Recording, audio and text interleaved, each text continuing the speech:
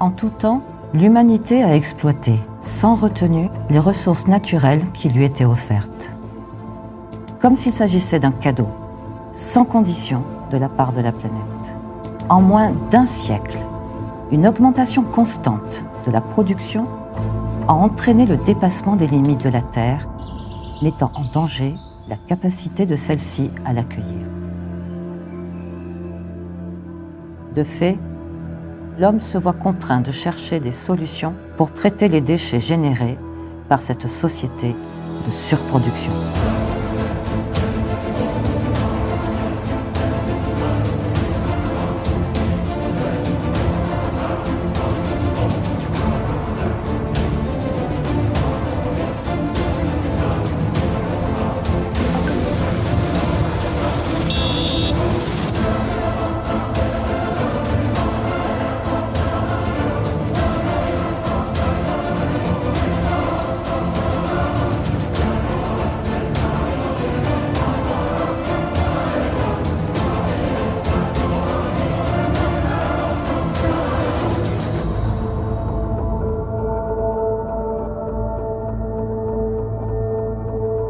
Ici, à Bagnols-en-Forêt, le procédé retenu est l'enfouissement, au détriment d'espaces naturels et de biodiversité.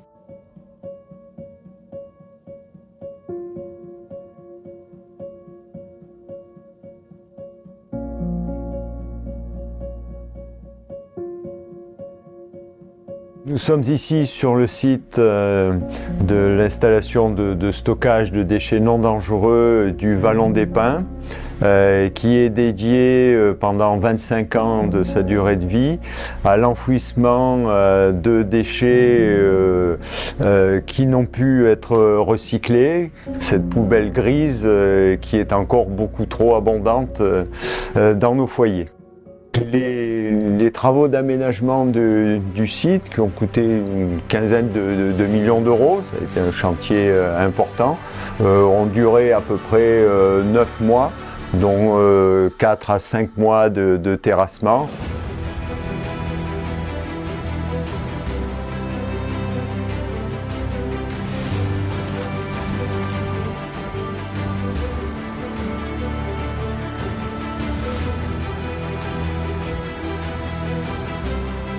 Et le reste pour aménager les casiers, les accès, le bâtiment et les installations de pesée et de collecte des lixivia et de biogaz.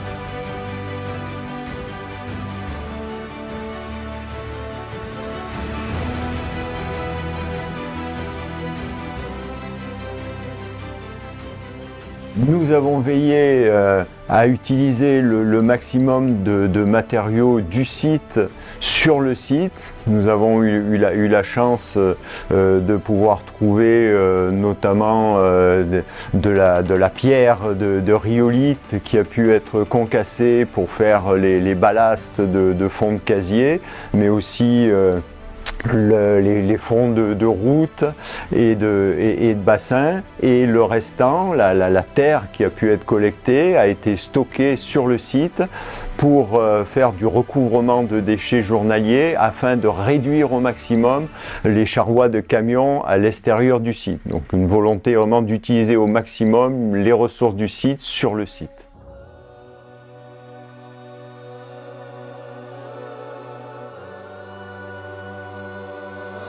Comment ce village varois, directement impacté, perçoit-il la situation ?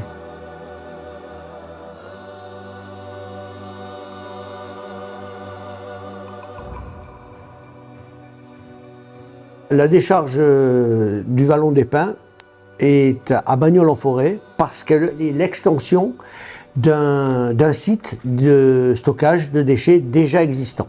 Et ce site est amené à fermer fin 2023. Il fallait absolument qu'on trouve des solutions pour traiter les déchets d'un bassin de vie de 400 000 habitants. On le sait, le coût du déchet ne va pas cesser d'augmenter parce que les taxes qui sont perçues sur le traitement des déchets sont de plus en plus importantes.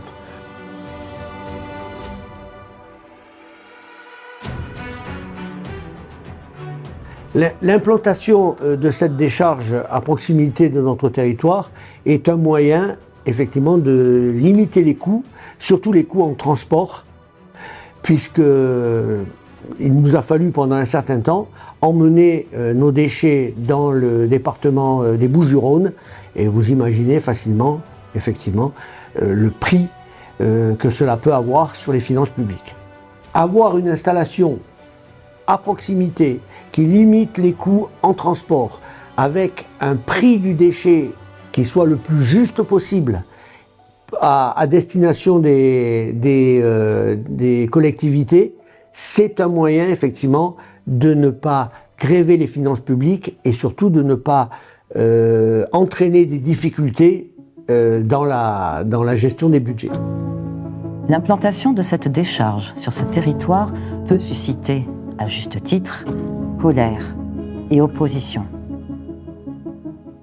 La réalisation du site a malheureusement entraîné le défrichement de 19 hectares, à la fois le long de la voie d'accès et sur le site lui-même, ainsi que sur les obligations légales de défrichement pour protéger le site d'éventuels incendies.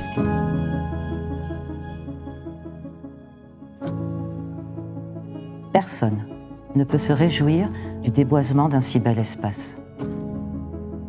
Il est vrai qu'on n'a eu aucun plaisir à défricher 19 hectares de belles forêts bagnolaises.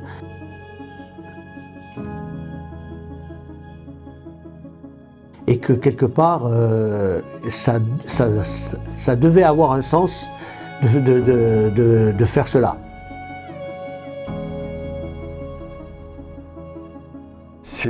C'est toujours quelque chose qu'on fait tout à fait à contre-cœur en prenant le maximum de mesures pour réduire l'impact environnemental. Et donc un bureau d'études, le bureau Biotope, nous a accompagnés afin de déterminer toutes les zones et les espèces sensibles. Biotope, c'est un bureau d'études en environnement à l'échelle nationale et avec plusieurs agences sociales internationales, avec une compétence particulière donc sur l'étude des milieux naturels, de la faune et de la flore. On intervient notamment sur les phases d'autorisation environnementale des projets d'aménagement. Donc les phases en amont du projet où il va y avoir une étude du milieu naturel, de la faune et de la flore, des enjeux liés à ces aspects-là sur les parcelles sur lesquelles sont prévus des projets. On réalise des inventaires d'espèces, des études du sol pour les zones humides, des études de la végétation. Et après, on va essayer d'accompagner donc les porteurs de projets pour prendre en compte ces enjeux-là et vérifier les impacts de leurs projets, établir des listes de mesures de réduction, d'évitement ou de compensation de ces impacts sur l'environnement. Donc ce projet de décharge, il s'est implanté sur une zone qui était initialement boisée et qui avait donc des impacts sur ces milieux forestiers. Cet impact a été pris en compte dans l'étude préalable et a impliqué vraiment de mettre en place des mesures pour encadrer ce défrichement et limiter autant que possible son impact. Nous, on intervient sur la partie vraiment faune et flore. La forêt, c'est un milieu qui constitue un habitat pour beaucoup d'espèces, notamment les chauves-souris qui vont trouver des refuges dans les arbres, dans les vieux arbres, dans les cavités, pour être sûr d'éviter d'impacter au cours du défrichement les espèces qui pourraient avoir des gîtes dans ces arbres-là. Nous, on a intervenu avant le projet, passer sur site, identifier les arbres intéressants, les marquer, discuter avec les entreprises de défrichement pour voir comment ils allaient procéder et leur proposer des méthodes d'abattage qui permettent d'éviter de tuer des chauves-souris qui pourraient être en gîte, pour leur permettre de déposer les arbres délicatement, de leur permettre de fuir. Donc voilà, il y a vraiment eu une phase d'inventaire bien en amont et une phase avant le chantier d'identification des arbres gîtes et de mise en place de méthodes les moins impactantes possibles. Dans les prochaines étapes du chantier, ça va être l'ouverture des OLD, donc c'est les obligations légales de débroussaillement qui sont liées au risque incendie pour limiter le risque de propagation des incendies autour des installations. qui va impliquer une ouverture donc d'une bande de végétation de 50 mètres tout autour du chantier. Et donc, encore une fois, de la coupe de végétation. Et pour cette coupe-là, pareil, c'est aussi encadré pour limiter les impacts sur l'environnement. Et donc, nous, on est impliqué sur la définition du protocole d'ouverture de la végétation, limiter les impacts sur la tortue d'Hermann notamment. Il va y avoir un passage sur le périmètre pour vérifier qu'il n'y a pas d'individus qui ne seront pas touchés. Et maintenir certaines zones qui ne seront pas ouvertes, qui ne seront pas défrichées du fait de leur intérêt écologique et notamment pour les chauves-souris. Donc là, il y a un expert des chauves-souris qui va passer dans la partie qui va être déboisée pour identifier les zones qu'on va baliser et qui ne seront pas touchées, pas ouvertes. Donc, je suis experte chauve-souris, chiroptérologue, et je suis ici pour marquer les arbres qui sont sujets et favorables aux chauves-souris en gîte. Pour cela, donc, je vais les bomber donc avec une lettre afin que ce soit visible par l'équipe de débroussaillement. Cet arbre qui est un chêne-liège qui présente des ouvertures, des écorces décollées, mais également des cavités qui sont du coup favorables pour l'établissement en gîte des chauves-souris. Et après, une fois que les OLD seront ouvertes, derrière, pendant des années, il y aura une gestion qui est pensée pour permettre le développement de la faune et de la flore et de limiter les impacts sur ces espèces-là. Comment la biodiversité va-t-elle s'accommoder en présence de ce nouveau voisin incommodant? Quelles seront les conséquences sur le long terme?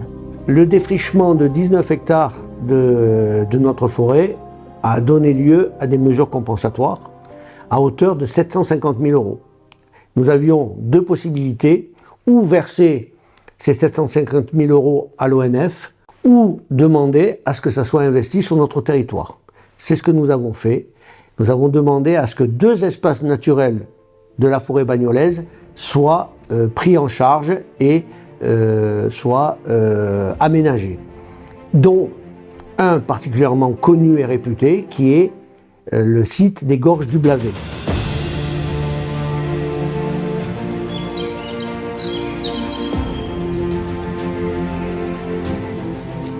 Réputé et très fréquenté, dont le but effectivement d'harmoniser un espace naturel avec la fréquentation du public.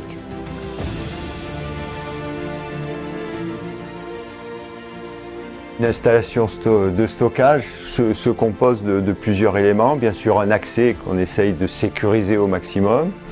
Ensuite, un accueil avec une pesée et un contrôle des déchets. Ensuite, les camions descendent jusqu'à un quai de déchargement sur un casier donc, qui est aménagé, qui est étanché à la fois par une couverture et par une étanchéité passive d'argile de 1 mètre d'épaisseur et une étanchéité active de géomembrane, de 4 types de géomembrane. Donc là on voit le premier casier d'enfouissement. On essaye qu'il soit le plus réduit en surface possible d'exploitation, 3000 m², on voit une surface globale d'une quinzaine d'hectares, de manière à ce qu'il y ait le moins de nuisances possible, le moins d'envol et le moins d'odeur possible. Et ensuite, une fois que ce casier est rempli sur une hauteur de 5 à 7 mètres, on va faire tout un réseau pour collecter les biogaz. On va faire une deuxième alvéole au-dessus et petit à petit on va remonter et on va remonter aussi cette étanchéité qu'on dit active, qu'on peut installer que pour 3-4 ans parce qu'elle supporte mal le soleil. Donc on va tous les 3-4 ans refaire une nouvelle étanchéité au-dessus et on va monter successivement ces alvéoles de déchets. On a ensuite un système de pompage des lixivia. Les lixivia, c'est l'eau qui a été en contact des déchets. Donc sur ce type d'installation, l'important c'est d'éviter au maximum que les eaux de ruissellement finissent dans le casier. Et donc on a installé tout un ensemble de réseaux de collecte de ces eaux pluviales afin de les amener dans des grands bassins. On a un bassin de 12 000 m3 et un autre de 8 000 m3 afin de collecter ces les eaux d'orage et de les analyser et de les rejeter ensuite quand elles sont tout à fait conformes. On a ensuite un système de traitement d'Elixivia, donc pompage et un traitement d'Elixivia et de recueil aussi des biogaz ensuite dans une torchère. L'eau en fait va pénétrer à l'intérieur des déchets, sera collectée en point bas par un poste de relevage qui va amener dans le bassin à Elixivia au-dessus.